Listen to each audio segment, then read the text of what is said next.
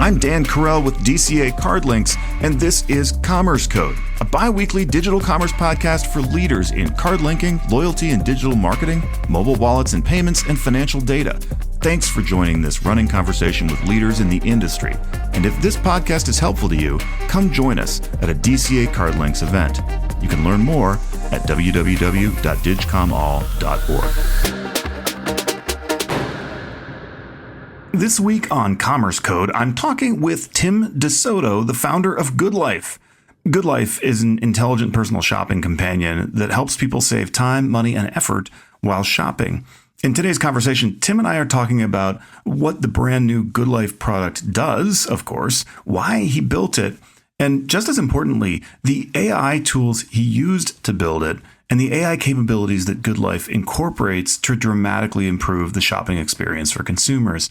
It's a great conversation on a cutting-edge development in digital commerce, so stay tuned for the great shopping shift, how AI is rewriting the rules of commerce, a conversation with Tim DeSoto from Goodlife.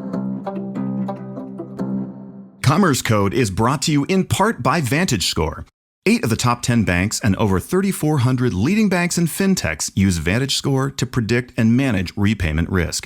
Learn more about the latest advances in credit scoring and how to grow your lending business by leveraging financial inclusion at VantageScore.com. Tim, welcome. It is great to have you back on Commerce Code. I looked it up. The last time you were on was April of 2022, which seems like a second ago, but it was actually like 3 years. Wow. You're back. You're ready. You're rested. The listeners to Commerce Code are going to have a treat because now you and I have talked about this a lot in advance. And let me set it up this way. A couple years ago, you descended into your secret laboratory. And I will get to that story in a minute because it's a good story.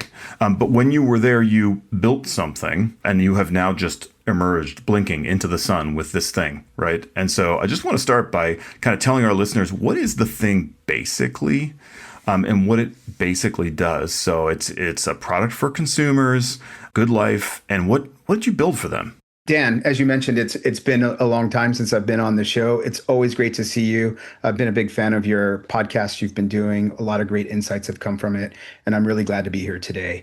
To your question about what I've been cooking in the secret laboratory has been something that I think is much needed in the industry and for consumers, especially at a time where there's concerns about rising prices, where there's a lot happening. And what we've done is at Goodlife, we are introducing the intelligent shopping companion for consumers that helps them streamline their shopping experiences while saving the most money they can around their relationships with retailers, with credit cards that they have, with loyalty programs, et cetera. And so we find a way to help them optimize their personal purchasing power based off of those relationships. And we enable those companies to be able to have a high signal to low noise ratio channel to deliver those messages of value. All right. We're going to unpack all that. And to me, the distinctive thing there is, because I've learned in this all of this work, it makes so much difference where you sit in the ecosystem and how it plays kind of with everybody, right? And so you're serving consumers. It's an exciting product for consumers. We'll talk about all that.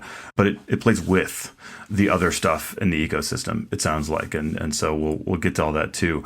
I said at the beginning, you disappeared into your secret laboratory. And I need to know, like, is it inside a mountain? Or do you have your own island? Or like, how is this?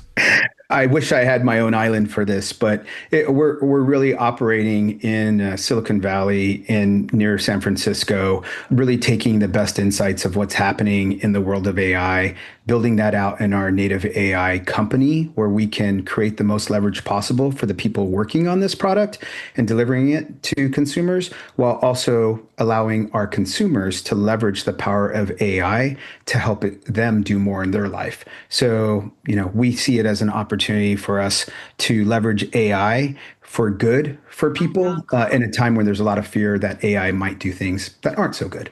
That answer is so conventional and reassuring that I'm going to just take that as yes, I own an island with a mountain on it and I have a team of AI people inside it. That's fine. And so you were at Sam's Club, you did a little run through like Walmart also, and that gave you like the visibility and I think some inspiration and kind of a vision for what you were going to do. And so I'd love to just kind of get that story. Like, what did you see? What did you learn? And how did you decide to take, a big jump and do this? Yeah, that's a great question, Dan. I've been working in retail and e-commerce since 2010 with Barnes & Noble Nook, Walmart, and Sam's Club, all companies with paid memberships. And when I reflect on this, I think there are three parts to it. The first came from a sense of frustration, seeing a disconnect between the value a company was creating for its members and how aware those members were of that value. In some of those roles, I built programs designed to help people save more and get more out of their memberships, but awareness was always the toughest challenge. What stood out to me was that we were spending significant marketing dollars just to help existing members discover benefits they already had access to. That realization really struck me. How inefficient it was to connect people with the value that's already there for them. But as we all know, there's so much noise in the market. We're in this oversaturated attention economy where it's really hard to get your message across to consumers. And so with that, there's just this continuously rising noise that we all compete with as companies, and that just increases our costs. And there's a law of diminishing returns. We have to then try and get back, and that only comes back through increasing price, or lowering quality of product, or lowering profits. And all those are bad scenarios. And so I thought, how can we create something that actually allows for all that value to get to the person that wants to use that value? And it ends up creating deeper relationships. It really reshapes loyalty. It really does all these things that we're missing in the space, and they have to be done in context. And that's where my background in content licensing and distribution at the Wall Street Journal really came in handy. My experience displaying the right content in the right context at the right time helped me realize, wow, now's the perfect time to think about that new model, moving from a promotional push of content to this contextual pool based off intent. And when I thought about that and the technology that was becoming available and the ability for us to do this, it was never possible before AI, but now it is. And so I saw that moment and I thought, I need to be able to do something about that. And so when we think about one, the frustration I had, two, the insight I had around content, and three, kind of my passion for being able to empower people, leveraging information and technology to be able to help them live a better life. I thought there's no better way than for me to do this right now and to create good life. So, AI is an important part of the story. Obviously, as you've just said, it literally is only possible because of AI. And so you decide to go build some software because you're basically an IT guy with a ton of coding experience and you know all about AI, right? Is that the story? Oh, Dan, I only wish it was true. I was always an early adopter of technology from the consumer side, but I was never a developer. I was never technical that way. I studied finance in undergrad and in business school because I came from an extremely modest economic background in my family, and I was trying to figure out how to empower my family and myself to be able to have money work for us rather than us work for money in that same way. And so I always looked back and thought, I wish I would have done software engineering and other elements. And I've even up till a couple of years ago thought I should maybe take a course or learn this. But what's beautiful about AI now is that as a consumer of AI tools, as somebody that's using the tools, you can actually build now. And so last year, before vibe coding actually became a thing, last September, I actually built the alpha version of this in the cloud, using GitHub and all of the pipelines and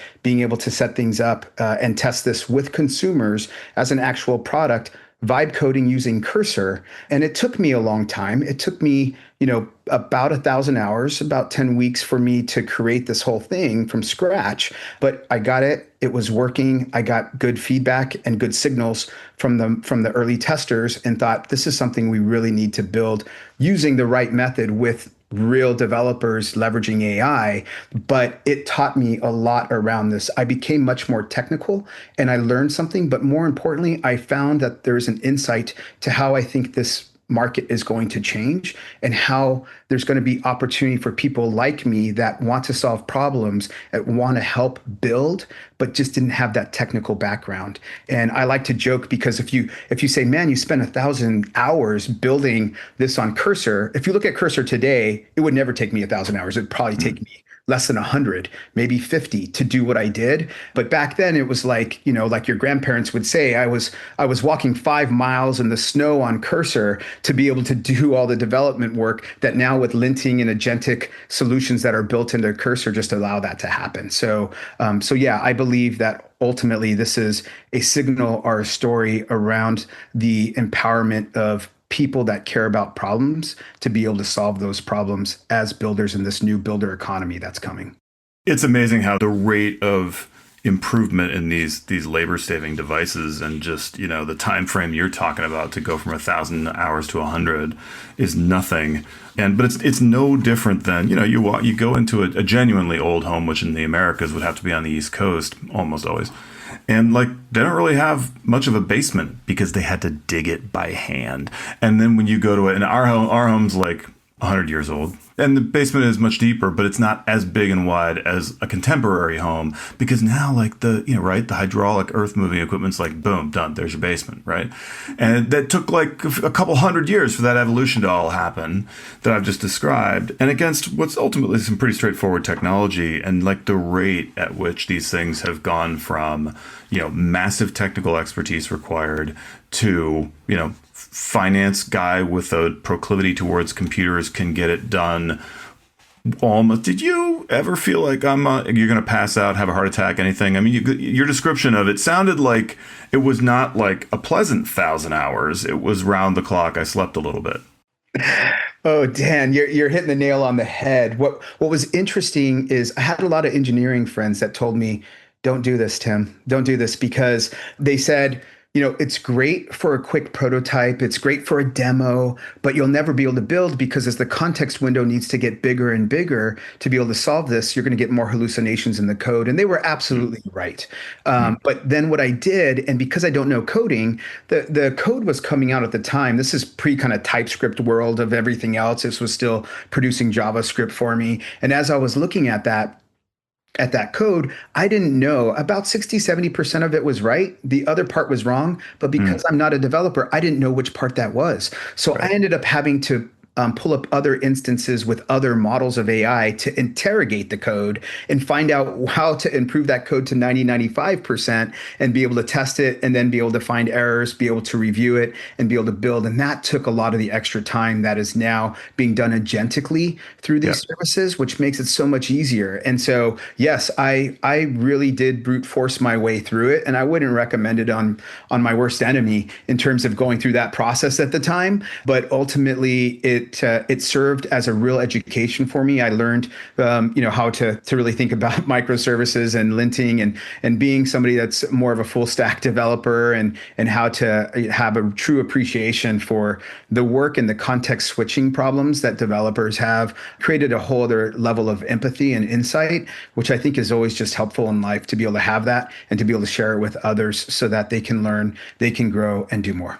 Well, it sounds like you had a great deal of fun doing it, and I bet your family loved you during this time. I bet you were a delight, a joy, and a delight to be with. But that's all speculation. No need to respond to that. That's a kind of Fifth Amendment stuff. You can just go ahead and let that slide by. But it does give me a sense, I guess, of the intensity and the kind of the passion that you were bringing to it, because, like you had locked on to a problem that you felt like was solvable. And so I want to come back. You gave us just the kind of like the essentials up top of like what is Goodlife. So I want to come back to, now that we've got hopefully a basic understanding of this. You described it as an intelligent shopping companion. It kind of, to me, sort of puts the consumer, like gives the consumer their own list or their own place, an intelligent source, a companion, as you've said, that will help them shop. And this, I think, is a key thing, not just sort of at one place, but like you can shop at, Amazon and Sam's Club and Johnson and Murphy and Gap and whatever, all using that tool. And it will, because it's intelligent, will do a lot of things to help that person make decisions, see where the prices are different and so on. That's my very rough. Is that right? Like, tell us a little bit more about what the thing kind of does. That's a great summarization, Dan. And ultimately, what we did is we built really a tool that has several touch points with the consumer to meet them where they're at and help them in the ways they need it. So there is this browser plugin that helps consumers shop like always, save like never before, as they're kind of going through these different sites. You can imagine it like having your own LLM or chat AI chat assistant that just kind of helps you solve different things, but also immediately see ways to be able to kind of maximize your savings on what you're doing, and also see and compare other stores that have that same product, and being able to make sure that you have as much confidence as possible about what you're buying in the moment, real time. And we think that that's super important for the consumer to be able to understand that and be able to shop with confidence, to be able to save more, use that money to buy the other things they need or do the other things they want. And at the same time, this is really great for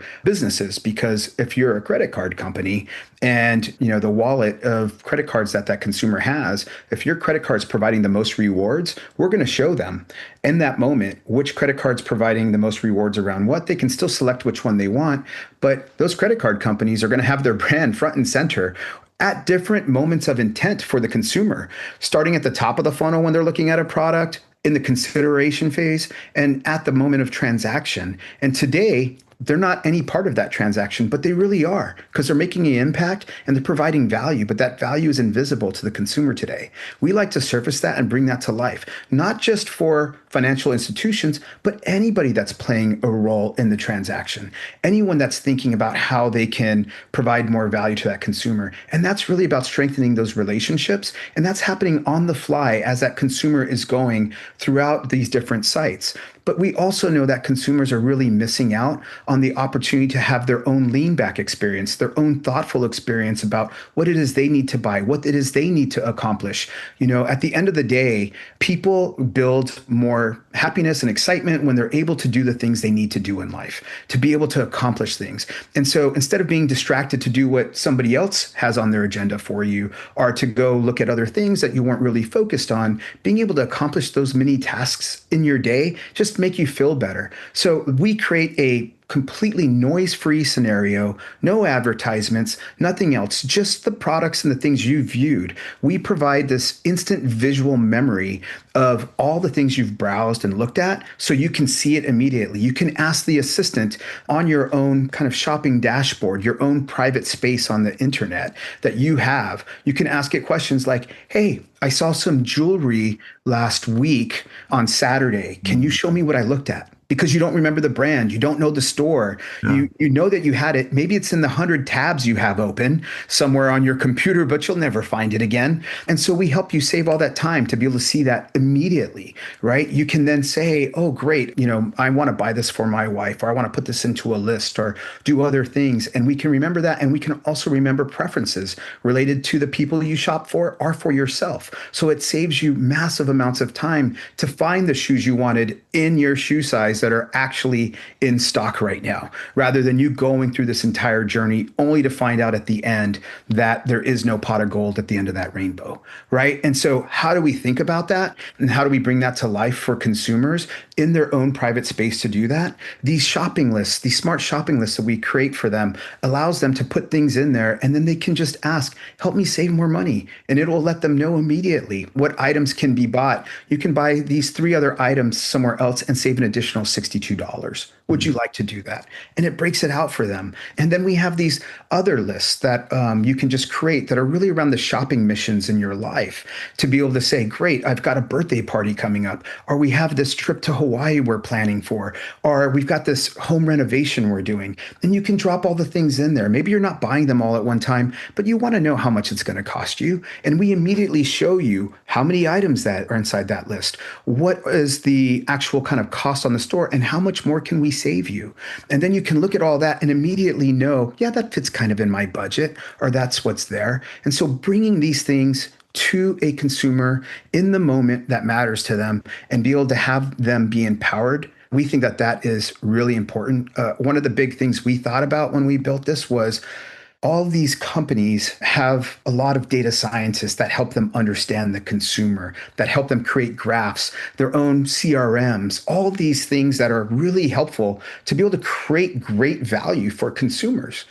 But where's that on the consumer side? Where's the consumer's CRM, right? And so we created this new category that we call the shopping relationship management platform that we power through AI and our proprietary system to be able to do that for consumers and allow them to build off those relationships they have on the business side to be able to create more value than they've ever been able to see real time. How many times have consumers gone and bought something and only to find out there was an offer in their credit card somewhere where they could have saved an extra 20%, or they opened an email later to only find out that they missed out on savings or something else that was there for them because it didn't happen in the moment they needed it, and so it was just lost. It was like if an offer falls in the forest, does it make a sound, right? Like if it goes unopened, does it make a sound? And so all that is happening within kind of this experience we've created through the dashboard. And then of course we have a messaging channel that helps really serve as this confidant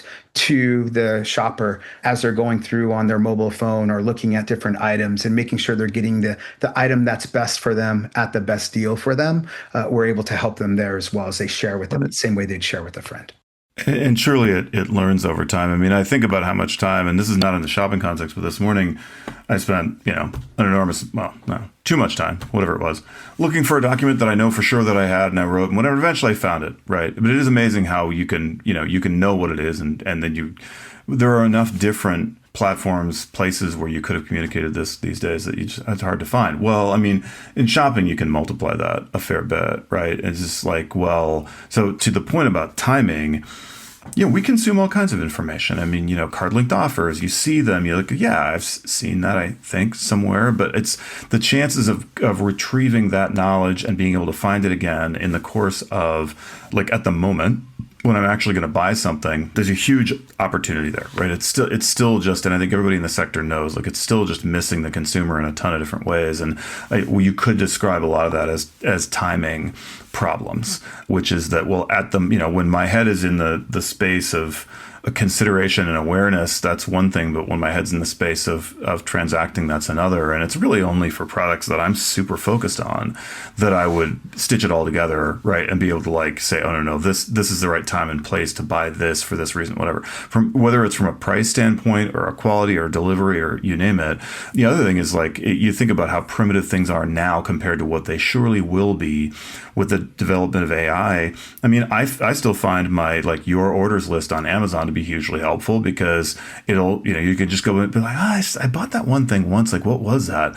It takes a fair bit of time to use. It's in no way automated. It's just there. It just happens to be the things that you bought before, but it is quite helpful to be like, oh yeah, that's that one thing. Actually, I wanted the coffee to be lighter than that. So let me go one click, right? But it gives you, well, I mean, all of that intelligence is the stuff, not reactively, not like I need to go looking for it. But I think if I understand the shopping companion idea, it's like there, right? It's just, it's learning and knowing over time. It's gaining that intelligence about you as you're in that back and forth with it, and I think the idea of that shopping relationship management thing, I mean, it's building that and using it on your behalf. This is the difference to CRM. I'm a little nervous about the CRM comparison because everybody wants to murder their CRM. It's not possible because it's actually just a piece of software, but it's because the CRMs don't do anything. They just sit there, right? They don't, at least as of today, or maybe as of a few months ago, they didn't do anything. I think we're going to get to where they're wildly more effective than they used to be. And the shopping relationship management thing, to your point, has never been tried, except for there's a little piece of paper on the side of my refrigerator, Tim, and I am repeatedly told by the one I love the most that if I want something, I have to write it on the thing. That's our shopping relationship management system right now, and I generally fail at that. I wanted some macaroni and cheese the other day, and it wasn't in the pantry, and I was told, well, did you write it on? And no, I didn't write it on the thing.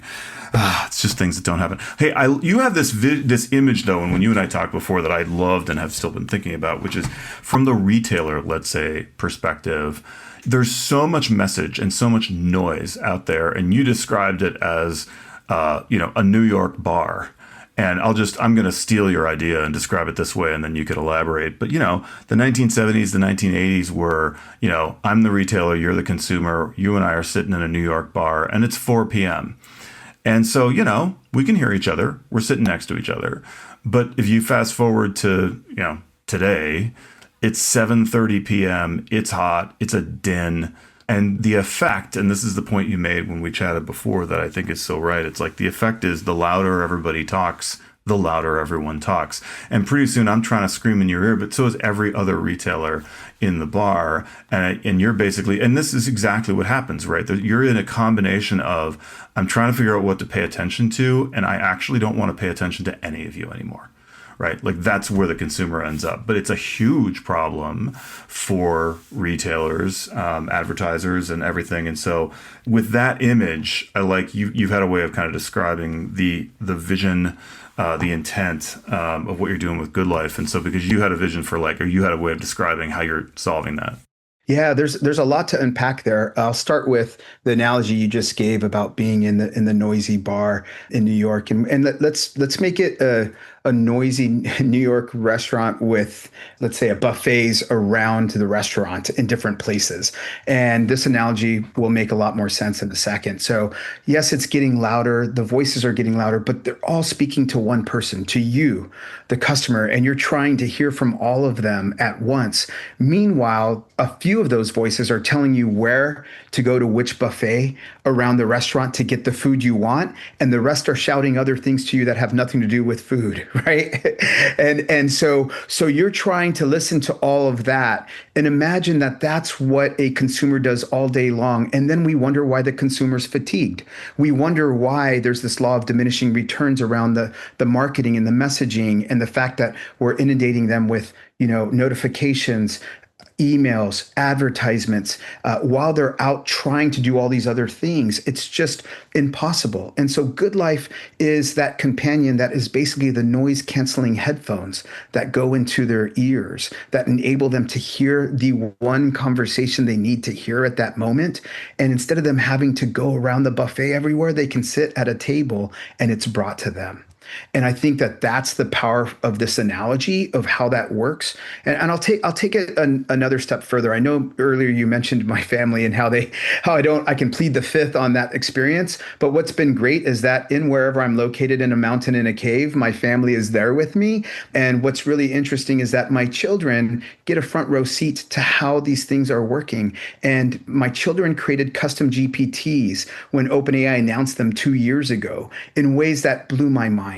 Right. And they're young. And so these are not children in high school, barely maybe junior high at this point, but back then elementary school. And they built out things that I just couldn't believe. And I remember telling them, I said, you guys don't understand the old world, right? Like we used to have phones that were wired to the wall that we would talk through all the time. And one of my older child says, "Oh, I remember that. Used to have to plug it in to charge it because now you just put it on a magnet, right?"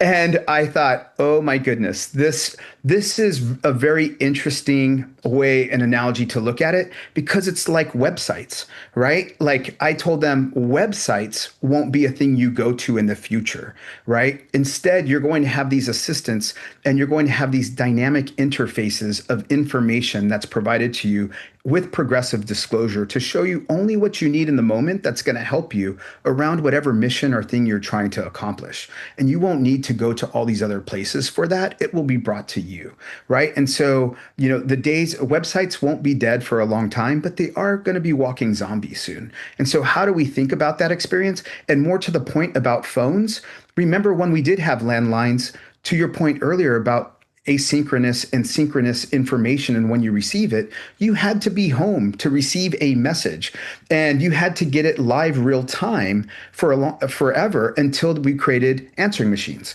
And then answering machines enabled you to receive it asynchronously when you returned to the right spot. Now with mobile phones, you can get that anytime, real time, asynchronously, whatever that is. And that was a big shift. So I wanted to share that because I think there's a lot of insight into how that is changing and how we can understand what that trend looks like in this space. There's we have had great conversations recently on Commerce Code about agentic, kind of an AI commerce, and it does make you kind of think like, what's the path? Because I think there's a sense in which our kids, my children are out of college now, but that they grew up in a world that was awfully similar to the one I grew up in, and fully granted, like totally, I think like social media, that kind of stuff, very different. The smartphone, very different. But in many other respects, I'd say like a linear evolution in a lot of ways, and in some ways identical, right? So the point is that the change happens not really incrementally. It's usually, it's usually like very, very small or no changes, and then huge, right? Changes that take place in short periods of time, and then you're on a new path. And so we're all figuring out. I think everybody knows we're on a new path now with the LLM based AI. It's just we don't know what it looks like totally, but it is an interesting point about does the locus shift. The locus of action, the locus of intelligence, that kind of stuff shift in a highly decentralized way to each consumer? Does it, what's the new equilibrium? How does it work? And so I think there's a lot of interesting questions there. I will say for the record that I'm still trying to convince at least our daughter to use AI at all. And so God bless her. She's going to be a middle school Latin teacher. So, I mean, I think she's going to be holding down the I don't know what to say, like the paleo conservative corner with a bunch of poor, I guess, 11-year-olds or whatever you are when you're in middle school. But it'll be good for them. It'll be a good growth experience, and they'll learn how to conjugate things. Okay, so what is just like right into from your heart as the one who created this particular thing? What's your favorite thing about it? Like, what's your favorite feature or thing that that as far as you can disclose? I know that maybe there's things that are still to come or whatever, but like, what's your favorite thing about it right now? I'm smiling ear to ear because one, there is a favorite feature I have today, and there's some ones that are coming up soon that are going to be really mind blowing in what we're doing. But I would say the one that made my jaw drop when I first saw it was our smart shopping list. The ability for you to just click on items you want to buy right now, immediately just tell the assistant that you want to save more money, and it being able to identify one, what does that look like in terms of savings across coupons, across rewards, across which credit card you should use for all these items. And then immediately be able to tell you which stores to buy them at based off of the availability across different stores and what that deal looks like for you across those stores for these items. It's highly complex in how we designed it and how we built it. But when I click that button and within a few seconds, I see that I can save $120 across 4 items by just shifting them to a couple of stores in places where I thought I was already getting the best deal. That's a pretty incredible experience, and it's extremely rewarding. And so when I saw that and saw that we can do that for millions of Americans that don't have the time to spend on these things and would love to have that money back in their pocket, that was the moment I got goosebumps when I said, this is how we help people. And ultimately, the reason we created Goodlife was to help people. And so we think that not only can we do that, but we're also opening up a much more efficient channel for all these companies that are serving these people that are shopping to be able to save their cost, to not have to spend as much on what I consider a tax of an inefficient market is additional advertising beyond what you need to do. Yes, you'll always need it for awareness. You're always going to need it for certain areas, but there's a lot of savings opportunity there that can be reallocated into lowering the price for the consumer, increasing the quality of the brand, or maybe even taking a little more profits off the table. But ultimately, this empowers people to, on both the supply side and the demand side, to be able to save at the point of checkout. And I think that that's what's really exciting. I can't resist just sharing some slightly more abstract thoughts on this one, which is, one of the most expensive things and one of the insights of 20th century economics is just that information is costly, right? And that's like, duh, of course, we know that now. But that was the non-obvious thing in the mid 20th century to have this observation of like, look, information is very costly. And if you think about it, maybe one of the more costly things in the world. And so one of the things that I have thought from when I sort of got to know the card-linked offer space, for example, and digital commerce more broadly is, look, these offers are for everyone, because from the retailer and the advertiser, perspective, like they want the issuer perspective, they want a broad audience to see these offers. In practice, I've always suspected, and I think some people have enough data to know, that the people that are most engaged with them are one of two flavors. One, they're deeply involved in a particular product segment that they're really into. And so they just know it in and out and they know how to whatever, but they're not engaging with a broad set of offers. And then the other is like, if you will, the sort of professional coupon clipper, like the person who is just an enthusiast for this kind of thing. Heck, that goes back decades to people who had 3-ring binders of coupons and they could come out of the grocery store with, having paid, $4 for a week's groceries or whatever it was. But that's not a big audience either, right? And when you're doing offers, you actually want to hit a large audience of people.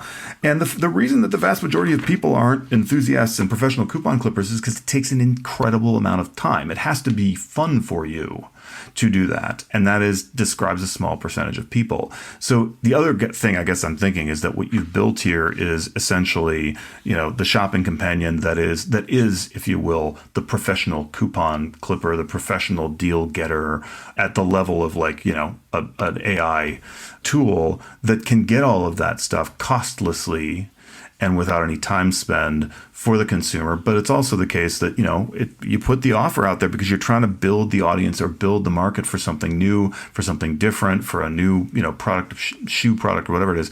And you can't break through the noise. And so I think it does, it helps the market clear by allowing the sort of information costs to come down and get the stuff in the right place at the right time. Anyway, that's my rant on the thing, because it seems to me like it solves some pretty essential problems, Tim.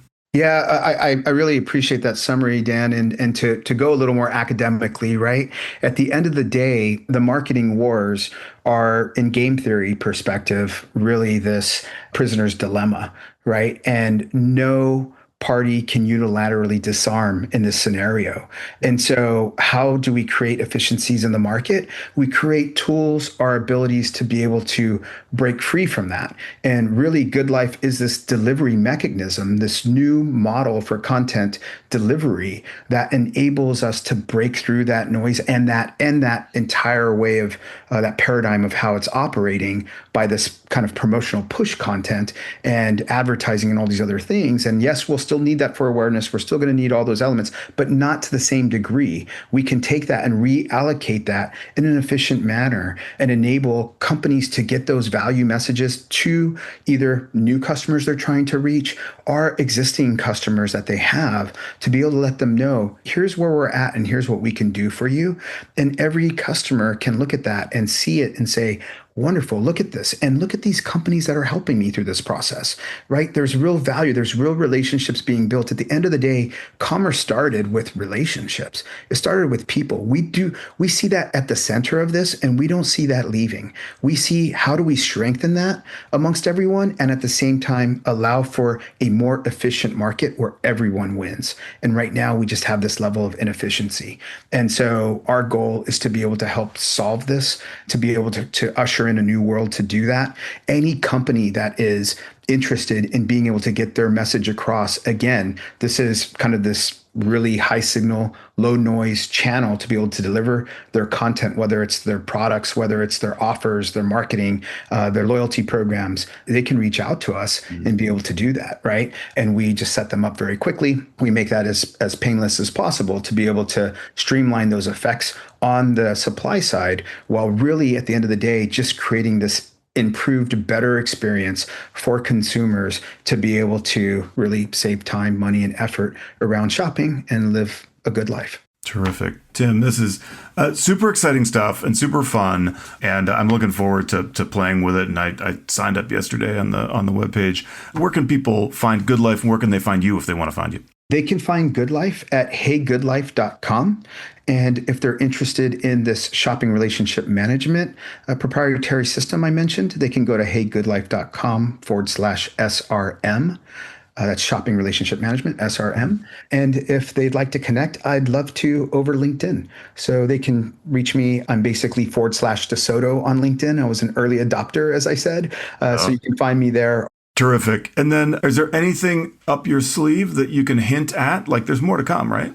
Yeah, there's definitely more to come. So to be clear, we will be launching this holiday season, and we have some additional features that are there. If you go to heygoodlife.com now, you can sign up for the waitlist and be one of the early access members to Goodlife. We're excited about that. We have some things that will help people save even more time for those that don't even plan, and that find ways to save in the moment and some new ways to engage and create better experiences for consumers. Terrific. Tim, thank you so much for your time, your thoughts today. And I'm on the wait list already. I'm looking forward to getting the product and playing with it. And we look forward to having you again on Commerce Code. Thanks so much. It's been a pleasure, Dan.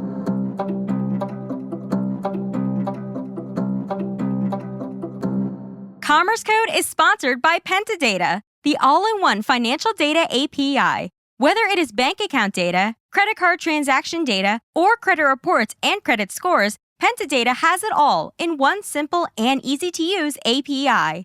With coverage of over 6,000 banks, over 200 million credit files, and 60 million merchants, you can get all the data you need for your apps at pentadatainc.com.